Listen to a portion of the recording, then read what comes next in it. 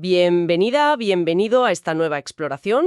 Hoy nos vamos a Tokio, concretamente a Nishizugamo, un distrito del barrio de Toshima. Hola, sí, Nishizugamo.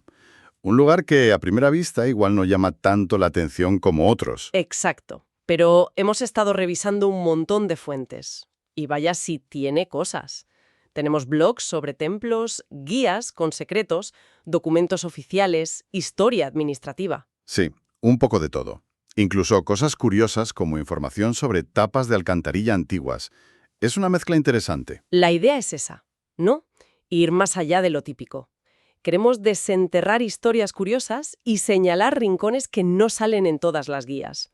Algo rápido pero con sustancia. Eso es. Porque Nishizugamo tiene capas. Capas de historia. Totalmente. Parece que el tiempo se pliega allí. Templos de hace siglos, recuerdos de la posguerra, la vida universitaria de hoy. Una superposición constante. Para entenderlo hay que pensar en sus raíces. Viene de la antigua aldea de Sugamo. Cerca del Nakasendo, ¿verdad? La vieja ruta. Exacto, una de las arterias del Japón feudal. Luego, claro, llegó el tren a principios del 20. Eso cambió mucho las cosas. ¿Y lo de los templos? Las fuentes hablan mucho de eso. El Teramachi. Sí, la ciudad de templos. Es muy característico. Muchos se trasladaron desde el centro de Tokio, sobre todo a finales de Meiji, principios de Taisho. Y se concentraron bastante, ¿no? Creo que en Nishizugamo 4 Chome hay como 7 juntos. Sí, sí. Y esos traslados, bueno, a veces eran forzados por la expansión de la ciudad. Crearon un paisaje urbano muy particular. Y trajeron historias del viejo Edo, claro. Ahí está la clave. Historias a veces potentes. Por ejemplo, el templo Saihouji. Varias fuentes lo mencionan como un nage-komidera. Uf, templo de arrojar. Suena bastante tétrico. Y lo era, ¿eh? En el periodo Edo eran lugares donde se dejaban los cuerpos de gente sin familia, sin recursos. Madre mía. Ajusticiados, suicidas, víctimas de la pobreza, incluso cortesanas abandonadas del famoso barrio rojo de Yoshiwara, que estaba relativamente cerca. Qué fuerte. ¿Y qué tiene de especial este Saihoji? Pues su conexión con dos figuras muy concretas. Un sacerdote, Dotetsu, que se hizo famoso precisamente por dar sepultura digna a estos marginados, Ah, mira qué bien. y la otra figura es Takao Dayu. Ojo, no una Takao cualquiera, sino la Sendai Takao, una de las Oiran, las cortesanas de más alto rango y más caras de Yoshiwara. Una leyenda. Espera, el monje compasivo y la cortesana famosa. ¿Qué conexión hay? Pues aquí viene lo bueno. Resulta que sus tumbas están juntas, en el mismo cementerio del templo. Juntas. Pero, ¿hay base histórica o es más bien leyenda popular? A ver, las fuentes cuentan una historia que parece casi una novela. Hay variantes, claro. ¿Normal? Pero la versión más extendida dice que Takao fue comprada por un señor feudal muy poderoso, Date Tsunamune. Ajá. Pero que ella, bueno, supuestamente estaba enamorada de Dotetsu. Quizá porque él la defendió o la ayudó antes de ser monje. Vaya. Y la parte más romántica dice que pidió ser enterrada cerca de él. Lo curioso, y esto sí parece más documentado, es que murieron con solo 4 días de diferencia, en 1660. 4 días. Eso sí que es llamativo, como mínimo. Mucho. Así que buscar esas dos tumbas juntas es, definitivamente, una de esas joyas ocultas. Encapsula una historia brutal y fascinante del viejo Tokio. Me lo apunto. ¿Algún detalle más sobre esas tumbas? Sí, una fuente comenta el contraste entre sus lápidas, que son tipo Giso. La de él, dicen, está bien definida, es bonita. La de ella es más tosca. Qué curioso. Y también cerca hay una linterna de bronce con inscripciones que recuerdan ese pasado del templo como Nage-komidera. Es un sitio con mucho eco. Entendido. Y siguiendo con ecos históricos y, bueno, figuras femeninas con historias trágicas, las fuentes también mencionan mucho el templo Mayogyoji. Correcto. Ese se trasladó desde Yotsuya y es famoso porque alberga la tumba de Oiwa. O Iwasan, la del fantasma de Yotsuya Kaidan, la obra de Kabuki, ¿no? Esa misma. La obra de fantasmas más famosa de Japón basada en una mujer real. La leyenda decía que su espíritu vengativo no se calmaba Sí, una historia terrible. y que solo se apaciguó cuando le dieron un nombre póstumo budista de altísimo nivel, un Ingo, algo que costaba una fortuna. Ya. ¿Y qué sacamos de interesante ahí, más allá de la leyenda en sí? Pues una de las fuentes consultadas, una francesa, creo recordar, lo plantea con un punto de picardía. A ver, Sugiere que quizá esa historia de la maldición persistente, pues le vino bien al templo. ¿cómo? Bueno, si la gente creía que pagar mucho por un nombre póstumo caro calmaría al fantasma, pues igual era una forma de recaudar fondos, ¿entiendes? Ah, claro, una especie de marketing espiritual. Algo así. No lo afirma rotundamente, pero deja caer esa posibilidad. Esa mezcla de creencia, leyenda y, bueno, economía del templo es interesante. Desde luego. Y localizar la tumba de Oigua, supongo, es otro punto de interés para los que les van estas historias. Por supuesto, otro sitio con historia potente. Vale. ¿Algún otro templo que merezca mención rápida? Para no eternizarnos con los templos, aunque son importantes aquí. Sí, mira, el templo Zenyoji tiene una estatua de Enma, el juez del inframundo budista, que es impresionante. Enma. ¿Sí? Dicen que es una de las 3 grandes estatuas de Enma de Edo. Y además, para los interesados en el arte y la cultura japonesa, Dime, allí está la tumba de Ogata Kensan. Kensan, el ceramista, uno de los grandes. Exacto. O sea que en Zenyoji tienes un 2 por 1. El Enma imponente y la tumba de un artista fundamental. No está mal. Vaya concentración de historias, ¿eh? Y todo esto, decías, muy ligado al Nakasendo. Sí, claro. El camino pasaba cerca. Y había un punto importante, la Koshinsuka. Era como un área de descanso en la ruta. Ajá. Y de ahí viene la actual calle comercial Sugamo Jiso Dori. Aún conserva ese aire popular, de lugar de paso, de encuentro, una herencia directa de su función histórica. Entendido. Bueno, demos un salto en el tiempo. Si avanzamos al siglo XX, a las eras Meiji y Showa, hay un nombre que resuena mucho en las fuentes, la prisión de Sugamo. Uf, sí, la prisión de Sugamo. Un lugar con una historia muy, muy densa. Y bastante sombría. Empezó como una prisión moderna en Meiji, ¿no? Eso es. Pero su fama mundial, o infamia, le llegó después de la Segunda Guerra Mundial. Los aliados la usaron para encarcelar y ejecutar a los criminales de guerra japoneses, los juzgados en el Tribunal de Tokio. Vaya legado para el barrio.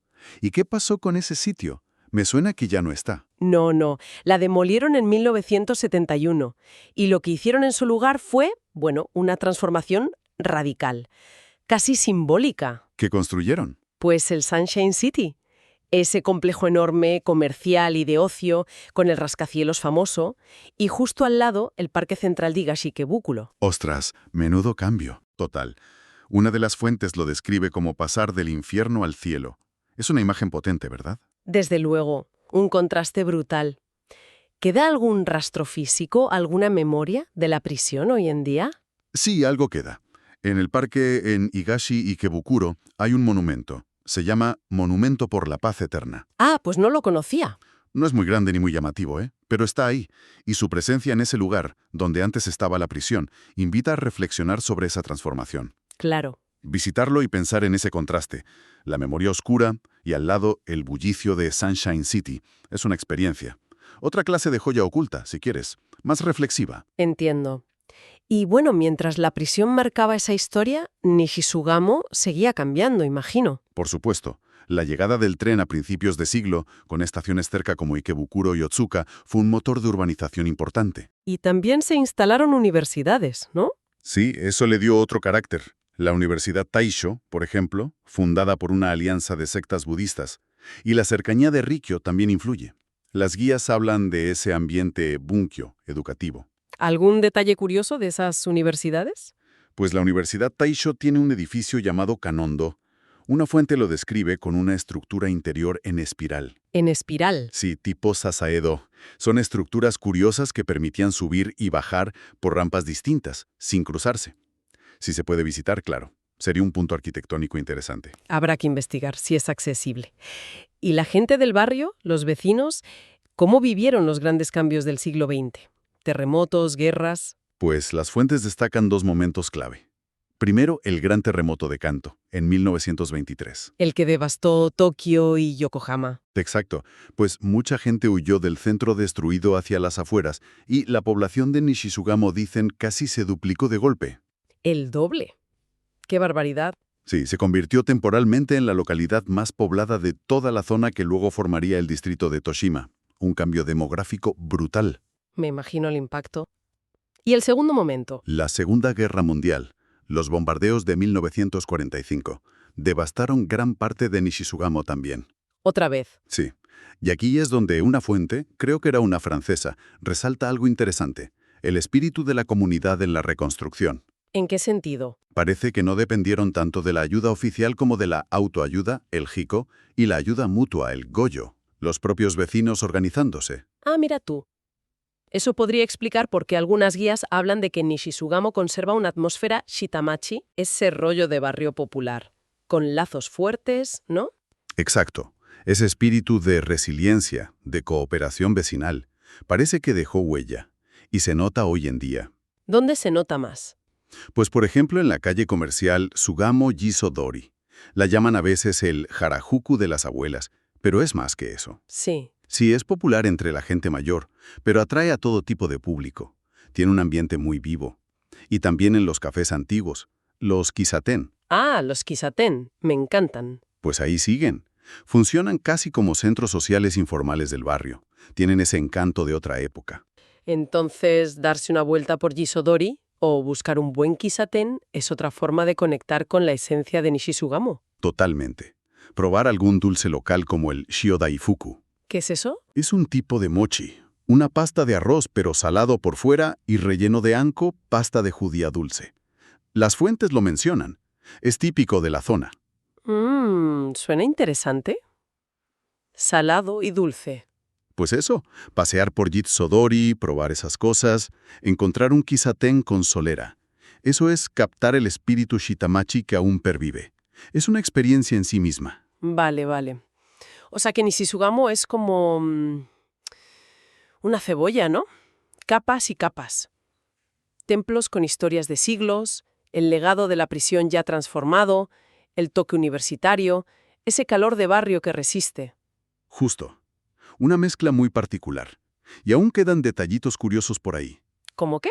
Por ejemplo, la conexión con el cerezo más famoso de Japón, el Some Yoshino. El de las flores rosas pálidas. Ese mismo.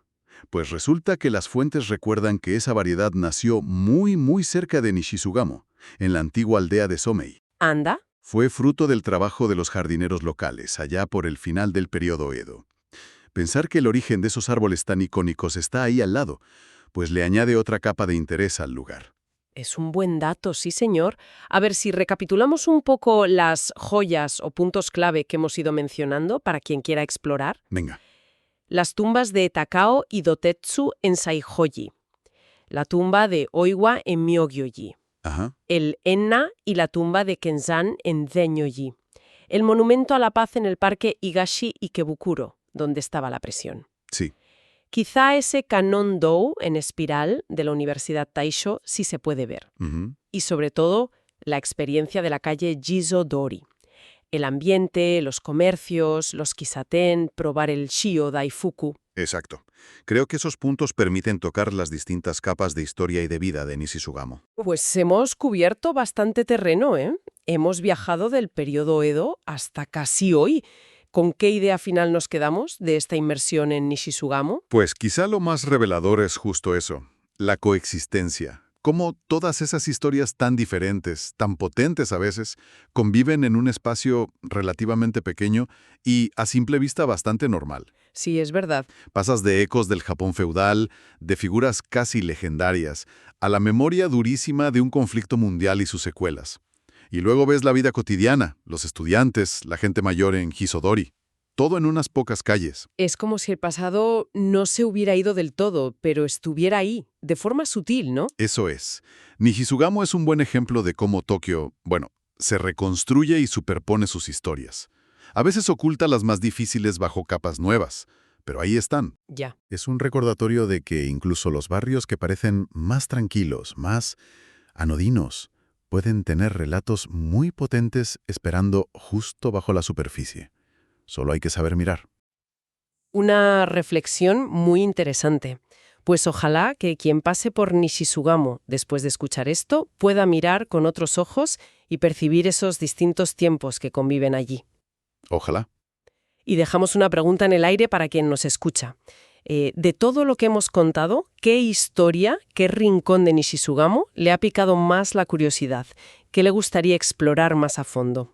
Ahí queda eso. Hasta la próxima exploración.